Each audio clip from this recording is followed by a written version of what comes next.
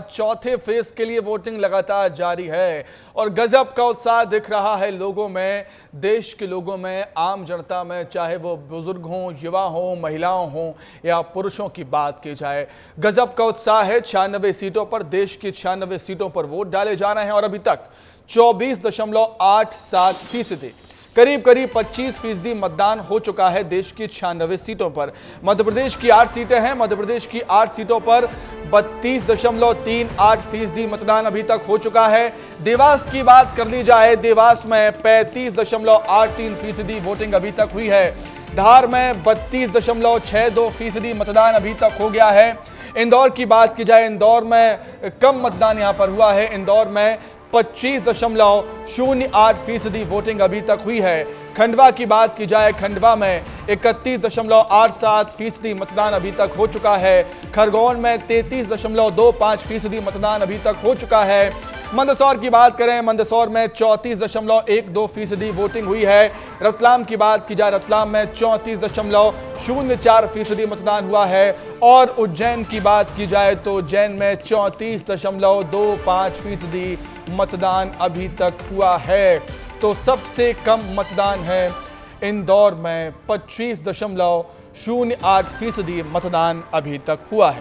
चर्चा हम भी कर रहे हैं। स्टूडियो में हमारे साथ हमारे editor in chief Brajesh Rajput ji मौजूद हैं और हमारे साथ जुड़े हुए हैं इंदौर महापौर पुष्यमित्र भार्गव जी। भार्गव जी, बहुत स्वागत है आपका विस्तार न्यूज़ में। आपका बहुत स्वागत करता हूं मैं भार्गव जी। जिस तरीके से इंदौर में अभी तक कम वोटिंग हुई है, 25.08% वोटिंग इंदौर में हुई है, क्या कुछ कहना चाहेंगे भार्गव जी इस वोटिंग फीसदी को लेकर आप, खास तौर से इंदौर में? नहीं, इंदौर में मतदान अपनी गति से हो रहा है। कांग्रेस का प्रत्याशी नहीं होने के कारण कांग्रेस के लोगों में जो निराशा है, उनकी टेबलें नहीं लगी हैं, उनके लोग नहीं निकले हैं। लेकिन भारतीय जनता पार्टी का मतदाता, राष्ट्रहित में मतदान करने वाला मतदाता, प्रधानमंत्री नरेंद्र मोदी को मतदान करने वाला मतदाता, भारतीय जनता पार्टी का समर्पित मतदाता घरों से निकल रहा है। हर बूथ पर लंबी लंबी लाइनें हैं। हम यहाँ लोकमान्य नगर के भारतीय जनता पार्टी के टेबल पे हैं। हमारी 70 साल से ज़्यादा की दीदी मंजूषा दीदी भी यहाँ पूरे समय सुबह से बैठ के लोगों का मतदान कर रही हैं। हमारे पार्षद सभी साथी लोगों को घरों से निकाल रहे हैं और इंदौर में जो उत्साह है मतदान को लेकर, वो देखने लायक है। बिल्कुल, आप कह रहे हैं इंदौर में जो उत्साह है, कांग्रेस की नीरसता के कारण जो कम हाँ जी, लेकिन भार्गव जी, जो कुछ हुआ इंदौर में घटनाक्रम, उसके पीछे की वजह आप ही बताई जा रही है। मतलब उसका जो ठीकरा है वो आप पर फोड़ा जा रहा है कि बीजेपी पार्टी की वजह से ये सब हुआ है और एक तरीके से कांग्रेस ये कहती है कि लोकतंत्र की हत्या करते हैं आप लोग।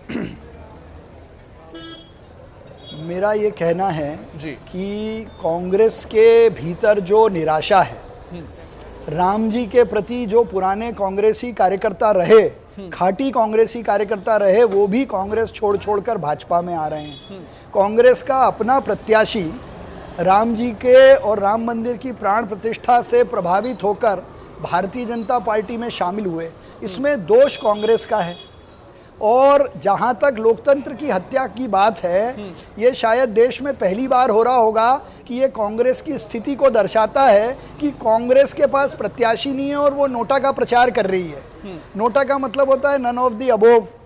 ये अपॉर्चुनिटी है, राइट नहीं है। इस देश में कांग्रेस यदि नोटा का प्रचार करे तो आप समझ लीजिए कि लोकतंत्र को कहां ले जाने का काम कांग्रेस कर रही है। भार्गव जी, उनके पास कोई विकल्प नहीं है ना, उनके पास कोई विकल्प नहीं बचा ना नोटा के अलावा, शायद इसलिए वो नोटा के भरोसे हैं वहां पर इंदौर में। अब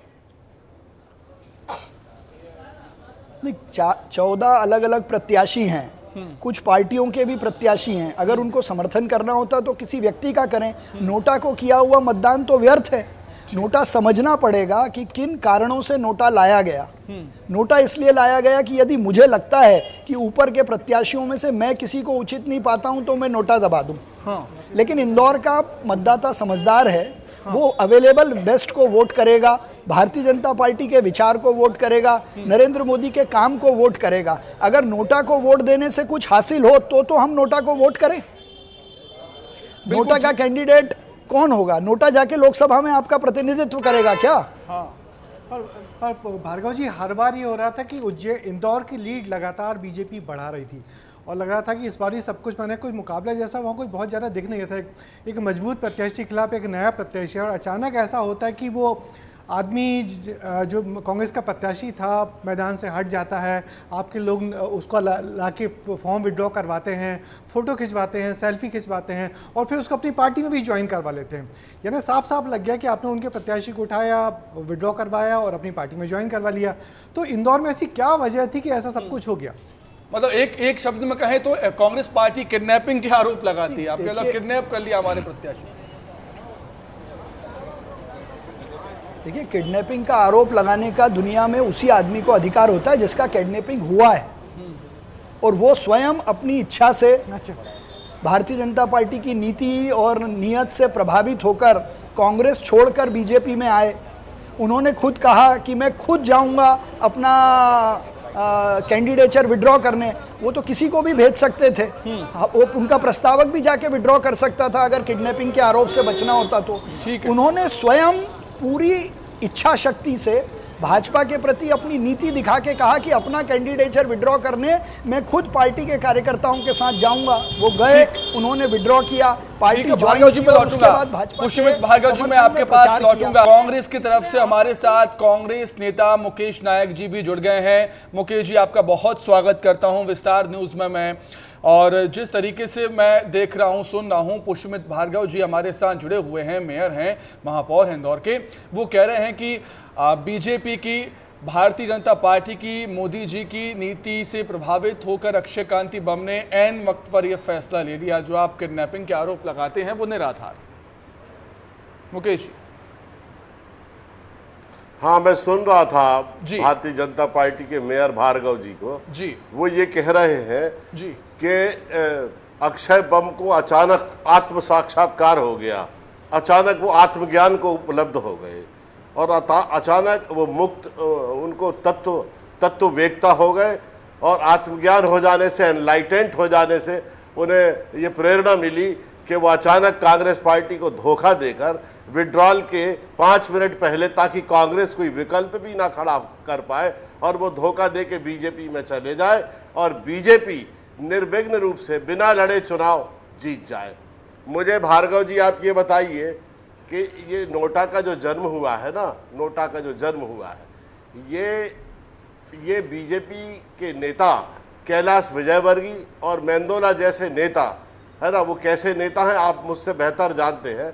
उनके गलत कारनामों की वजह से नोटा का जन्म हुआ है और आप पर ये आरोप है और आपकी पार्टी पर कि आपने असंख्य पांच राज्यों में सबसे अधिक वोटों से जीतते हैं, चाहते थे। हार जीत अपनी जगह है, लेकिन उनको आपने वोट डालने से वंचित रखा, उनके वोट डालने के महत्व को कम किया। भार्गव जी, गंभीर आरोप है, नोटा का जन्म बीजेपी ने किया। किसको कितने, मैं बता रहा हूं, मैं उसी का जवाब दे रहा हूं। लोकतंत्र में यदि सबसे ज्यादा किसी बात का महत्व है तो वो इस बात का है कि किसको कितने मत मिले। जनता ने 5 सालों में किसका कैसे हिसाब किया। ये कांग्रेस बताए कि इंदौर में पिछले 40 सालों में उनका प्रत्याशी क्यों जीत नहीं पाया। ये कांग्रेस बताए कि MP 09 इंदौर में क्यों हुआ। ये जवाब नायक साहब को देना चाहिए कि रमेश मेंदोला जब चुनाव में लड़ते हैं तो 5-5 राज्यों के चुनावों में सबसे ज्यादा मतों से जीतते हैं, रिकॉर्ड बनाते हैं। तो जनता जिसके साथ है ना, उसके प्रति विश्वास है, कांग्रेस के प्रति अविश्वास है। कांग्रेस में प्रत्याशी ढूंढे मिल नहीं रहे हैं, कांग्रेस में ना नीति है, ना नीयत है, ना नेता है। लोग जाएं तो जाएं कहां, इनके लोग छोड़ के आ रहे हैं। ये अपना घर संभालें। मुकेश जी, अपना घर संभालिए। 3 विधायक भी चले गए मुकेश जी। देखिए, खुद उत्तर देने की बजाय कांग्रेस पार्टी से उत्तर मांग रहे हैं।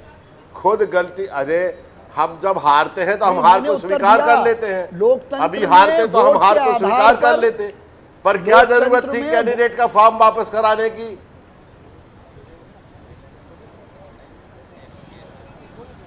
ये तो आप अपने प्रत्याशी से पूछिए, जिनको आपने कांग्रेस से टिकट दिया था, ये आप उनसे पूछिए कि उनको क्या आवश्यकता पड़ी।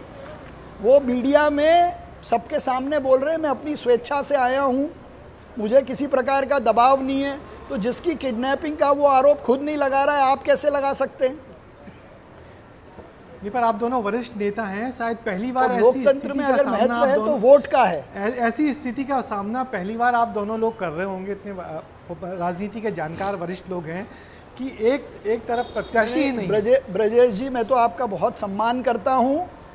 ब्रजेश जी, मैं आपका बहुत सम्मान करता हूँ। इस मध्य प्रदेश में एक पत्रकार के नाते जितना बारीकी से इलेक्शन को आपने कवर किया है, कांग्रेस पार्टी के अंदर जितनी नीरसता आज है शायद पहले कभी किसी ने नहीं देखी। उसका अनुभव आप भी कर रहे हैं। तो ऐसी परिस्थिति में इनके लोग क्यों छोड़ के आ रहे हैं? पुष्यमित भार्गव जी, लेकिन कम से कम चुनाव तो होने देते ना आप। चुनाव के बाद भले ही अक्षय कांति बम जो भी होता रिजल्ट, उसके बाद बीजेपी ज्वाइन, कम से कम चुनाव तो होने देते। चुनाव को थोड़ा इंटरेस्टिंग तो करना चाहिए था ना आप लोगों को। ये तो सोचना चाहिए था कि चुनाव ही इतना प्रभावित हो जाएगा, इतनी नीरसता जाएगी इंदौर में वोटिंग को लेकर। ये नहीं सोचा क्या बीजेपी पार्टी ने? जी, इंदौर में 14 प्रत्याशी लड़ रहे हैं। यदि कोई व्यक्ति आपके द्वार पर आए और वो कहे कि मैं आपकी शरण में आना चाहता हूं, तो ये तो हमारी नैतिक जिम्मेदारी है कि हम उसको शरण में लें। ठीक।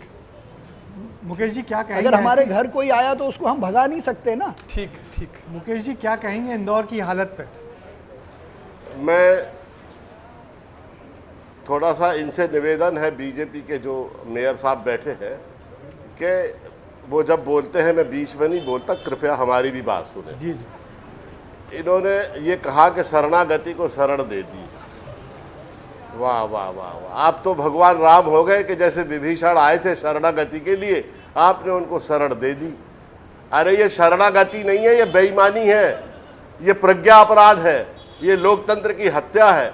और आपने जिस तरह से कैंडिडेट का फॉर्म वापस कराया है, ये तरीका गलत है, इसको कोई अच्छा नहीं कह रहा है। आप भले आप जस्टिफाइड करो इसको 100 तरह से। ये जितने भगोड़े और जितने राजनीतिक पलायनवादी हैं, जितने भी कांग्रेस के और बीजेपी के दुनिया भर के, अब ये कह रहे हैं कि ये सनातन धर्म संस्कृति और भगवान राम की रक्षा के लिए बीजेपी में जा रहे हैं। अरे इनसे ये पूछो मूर्खों से कि भगवान आपके रक्षक है कि आप हमारे रक्षक हो? है ये भगवान राम की रक्षा के लिए जा रहे हैं, ये सनातन धर्म और संस्कृति की रक्षा के लिए जा रहे हैं, आपके बीच में उस राम राज्य को बनाने के लिए जा रहे हैं, जो समतामूलक समावेशी और उदाहरण माना जाता है। राहुल गांधी की मूर्खता पूरा देश रोज देखती है। जितने कॉमेडी के सीरियल राहुल गांधी पे बनते हैं, किसी पे नहीं बनते हैं। ये मूर्ख की संज्ञा आप अपने पास रखिए। ये मूर्ख की संज्ञा, मुकेश नायक जी आप शिक्षा मंत्री रहे, मैं आपका सम्मान करता हूं, लेकिन ये मूर्खता की संज्ञा अगर आप देंगे तो कांग्रेस का असली चेहरा सबके सामने है। राहुल गांधी जी, पूरी दुनिया मूर्ख बोल रही है उनको। मुकेश जी कहिए, कुछ गंभीर आरोप हैं। भाषा जी नहीं, हम राहुल गांधी जी को नहीं बोल रही है। राहुल गांधी जी की प्रतिमा बिगाड़ने में तो इन्होंने हजारों करोड़ रुपए खर्च किए हैं और सोशल मीडिया को मिसयूटिलाइज किया है। इनके प्रधानमंत्री को झूठा बोल रहे हैं लोग। इतना झूठ बोलने वाला नेता विश्व के इतिहास में कभी नहीं आया, पूछो इनसे। नहीं, पर हम पूरे देश में उनकी केवल झूठ की चर्चा हो रही है, उनके स्तरहीन भाषणों की चर्चा हो रही है। 12 करोड़ रसोई गैस लोगों को मिल गई, 3 करोड़ लोगों को प्रधानमंत्री आवास योजना के घर मिल गए। ये सब झूठ है ना मुकेश जी। देश में 80 करोड़ लोगों के घर पे राशन जा रहा है, ये झूठ है। राम मंदिर में भगवान राम की प्राण प्रतिष्ठा हो गई, ये झूठ है। धारा 370 हट गई, ये झूठ है। और मोदी देश में दुनिया में कहीं जाए और लोग उनको बॉस बुलाएं, ये झूठ है। अब इतने झूठ तो किसी ने नहीं बोले, इसीलिए लोग वोट दे रहे हैं हमको। मुकेश जी कहिए, जी कहिए, बताइए। ये जो टॉयलेट्स की बात कर रहे हैं ना, ये टॉयलेट 12,000 रुपए में बने हैं, 12,000 रुपए में। मैंने अपने विधानसभा क्षेत्र में इन टॉयलेट्स का विजिट किया। लोग इन टॉयलेट्स में कंडा और भूसा भरे हुए हैं, ना पानी की व्यवस्था है। 90% लोग जिनके टॉयलेट्स बने थे वो खुले में शौच करने के लिए जा रहे हैं। ये महाराज किस दुनिया में जी रहे हैं भैया?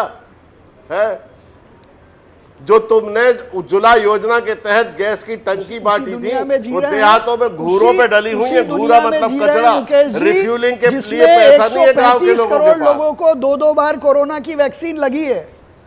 उसी दुनिया में जी रहे हैं जहां कोरोना की वैक्सीन लोगों को 2-2 बार लगी और बूस्टर भी लगा है, और आपने भी बहुत सम्मान से लगवाया होगा। जी मुकेश जी कहिए, कहिए, बिल्कुल कहिए। मैं एक बात बता दूं, जो जिस वैक्सीन की बात कर रहे हैं उस वैक्सीन के ऊपर प्रधानमंत्री पर मुकदमा रजिस्टर्ड करने के लिए कहा लंदन की, इंग्लैंड की एक कोर्ट ने। और जिसने वैक्सीन बनाया है उसने स्वयं ये स्वीकार किया है कि इस वैक्सीन से थक्के बनते हैं और इस वैक्सीन से हृदयघात हो सकता है। इस देश की सबसे बड़ी समस्या यही है और ये वैक्सीन उन्होंने बनाना बंद कर दिया है। मुकेश जी, वैक्सीन को लेकर ये सवाल नहीं है, वैक्सीन पर चर्चा नहीं हो रही है। वो वैक्सीन की कंपनी ने बात कही है कि रेयर केस में ऐसा होता है, ज्यादातर केसों में ऐसा भाई नहीं है। इन्होंने चर्चा की, मैंने थोड़ी चर्चा की। जी, रेयर केस में ऐसा होता है। राहुल गांधी जी, ठीक है, 0.01%। हाँ, अब रेयर केस में ऐसा हो रहा है, रेयर केस में ऐसा हो रहा है। मुकेश नायक जी, आप एक सवाल मेरा रहेगा कि राहुल गांधी लगातार रैलियों में जा रहे हैं, संविधान को खत्म करने की बात कर रहे हैं। संविधान का मुद्दा कहां से आ गया आखिर? संविधान को खत्म करने की बात आखिर कहां से आ गई? अनेक अवसर ऐसे आए हैं। एक बार सरसंघ चालक ने खुद कहा था, जिनको भारत के लोग बहुत गंभीरता से लेते हैं, उन्होंने खुद कहा था कि आरक्षण की समीक्षा होना चाहिए। बीजेपी के अनेक नेताओं ने ये कहा है कि आरक्षण की समीक्षा होना चाहिए और इसलिए संविधान में संशोधन की आवश्यकता है। और जिस तरह के भाषण भारतीय जनता पार्टी के नेता दे रहे हैं, आप ये बताइए, ये कह रहे हैं कि हिंदुओं की महिलाओं के मंगलसूत्र उतारकर मुसलमानों को दे देंगे। ये कभी संभव है? संविधान में संशोधन होना, संविधान को खत्म कर देना, इस बात में अंतर होता है ना मुकेश जी? सर हमारी ये 400 से ज्यादा सीट मांग ही इसलिए रहे कि ये भारत में संसदीय प्रजातंत्र को खत्म करेंगे, एक चीज, और ये भारत में संसदीय प्रजातंत्र को खत्म करके पूरे देश के लोकतंत्र को जिस एकाधिकार और अधिनायक की बात की तरफ ढकेलेंगे, वो मनसा पूरा देश जान गया है। लेकिन अब संयोग ऐसा बना कि तीसरे ही चरण में हवा निकल गई और इनकी 400 पार तो ठीक है, इनकी तो 200 पार सीटें जाना कि दो पड़ रही है पूरे देश में, जिस तरह के अनुमान आ रहे हैं और जिस तरह की सेफोलॉजिस्ट पूरे अपना गणित बता रहे हैं। नहीं, जो भार्गव जी हैं वो बड़े वकील रहे हैं और राजनीति में आने से पहले मध्य प्रदेश में लंबे समय वकालत किए, सरकारी पदों पर रहे। पुष्मित जी, मुझे ये बताइए, क्या इस तरीके से संविधान संशोधन हो सकता है? क्या संविधान में बदलाव, संशोधन की बात नहीं कर रहा हूँ, क्या ऐसे संविधान बदल सकता है क्या? ब्रजेश जी, मैं बहुत विनम्रता से एक बात कहना चाहता हूँ। 400 पार हो जाएं, 2/3 बहुमत भी हमको मिल जाए, लेकिन संविधान की जो मूल भावना है, जो उसका बेसिक स्ट्रक्चर है, जिसमें प्रजातांत्रिक लोकतंत्र, संसदीय प्रणाली, इसका संशोधन कोई सरकार चाह के भी नहीं कर सकती है। तो ये भ्रम फैलाने का काम बंद करें। और ये मुकेश नायक जी अच्छे से जानते हैं कि जो कॉन्स्टिट्यूशन का बेसिक स्ट्रक्चर होता है, जो उसका मूल आधार होता है, उसको कोई किसी भी बहुमत से नहीं बदल सकता है। बिल्कुल। दूसरा, ये मध्य प्रदेश में एक पार कर लें, ये हमारे 200 पार की चिंता नहीं करें, ये मध्य प्रदेश में एक भी पार नहीं कर पाएंगे इस बार। बहुत बड़ा दावा है, छिंदवाड़ा भी जीतने वाले हैं पुष्मित भार्गव जी। जाते आते ये बता दीजिए कैसे? मुकेश जी, कितनी सीटों पे नजर है, कितनी सीट जीत रही है कांग्रेस और कौन कौन सी?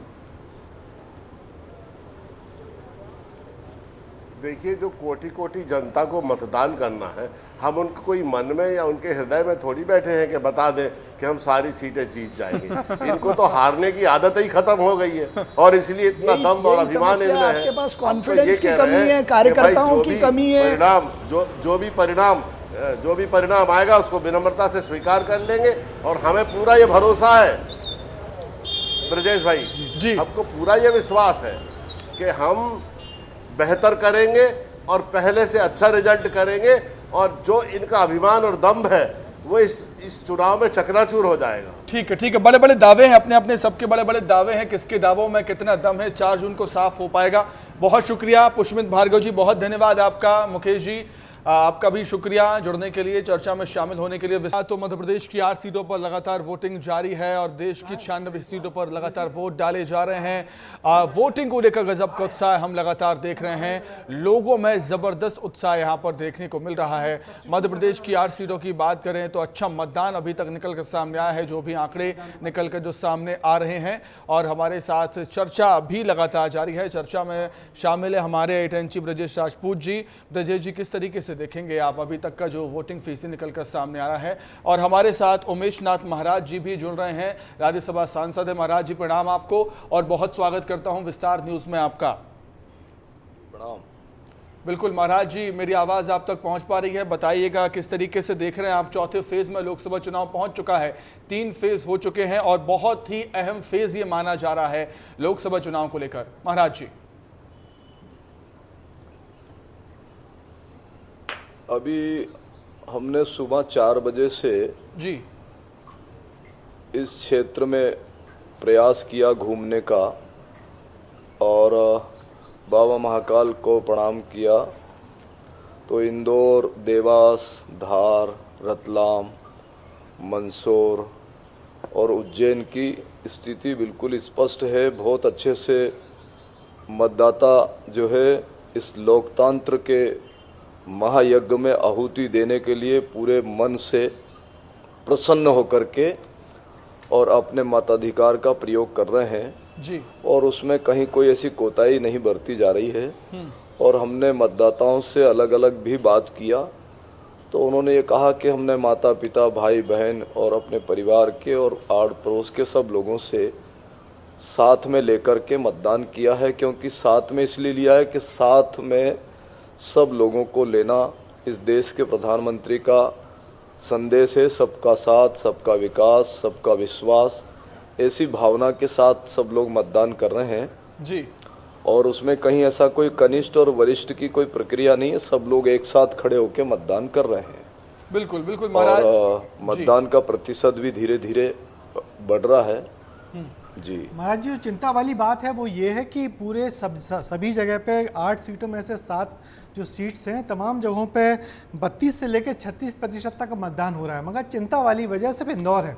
इंदौर में चूँकि जिस तरीके से जो घटनाक्रम हुआ जिस पर लोग बीजेपी को जिम्मेदार ठहरा रहे हैं, वहाँ पे 25% मतदान हुआ। माने बाकी जगहों से सबसे कम, 10% कम, जबकि इंदौर इस पूरी सीट्स का सबसे पढ़ा लिखा प्रबुद्ध शहर है।